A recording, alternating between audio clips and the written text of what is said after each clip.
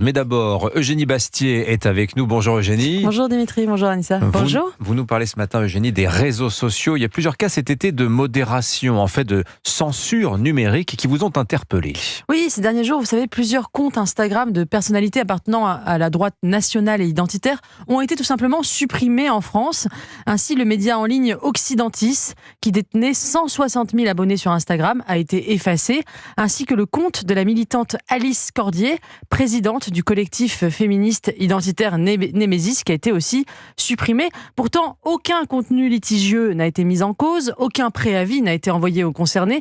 Il s'agit tout simplement d'une forme de censure exercée par un groupe privé sans justification aucune. Alors au même moment, certains s'indignent de l'arrestation de Pavel Dourov, le fondateur de la messagerie Telegram. Est-ce qu'il faut aussi y voir là une forme de censure ? Oui, vous en avez parlé ce matin, le fondateur russe de cette messagerie cryptée a été arrêté samedi. Il est accusé de complicité dans la détention d'images pédopornographiques, du blanchiment de crimes ou délits en bande organisée et de complicité dans le transport et la détention de drogue. Alors certains se sont indignés d'une arrestation perçue comme une atteinte à la liberté d'expression. Finalement, cet épisode illustre l'affrontement entre deux conceptions. D'un côté, des États de plus en plus soucieux de reprendre en main leur souveraineté numérique ou de contrôler des discours dissidents. De l'autre, des plateformes gérées par des libertariens comme Elon Musk ou Pavel Durov qui croient en une liberté d'expression absolue. Alors bien sûr, c'est une utopie qui n'a jamais existé.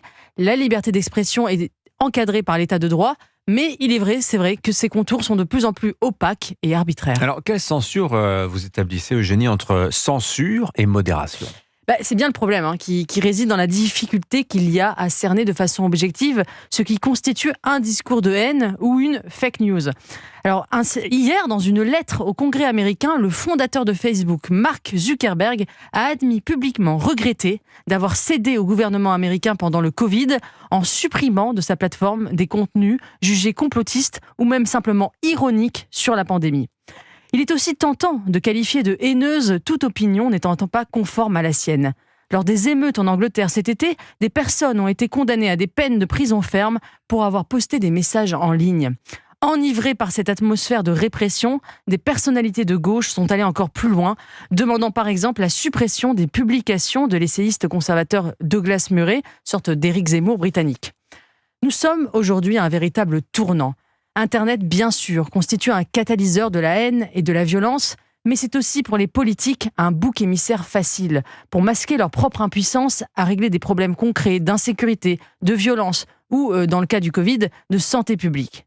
Malheureusement, parce qu'il est plus facile de fermer un compte Instagram qu'une frontière, d'interdire un discours que d'empêcher une pandémie, la tendance à la répression des libertés numériques ne va faire que s'accentuer dans les années qui viennent. Signature Europe 1, Eugénie Bastier. Eugénie qu'on va retrouver vendredi comme c'était le cas la saison dernière. Merci à vous Eugénie, à très bientôt.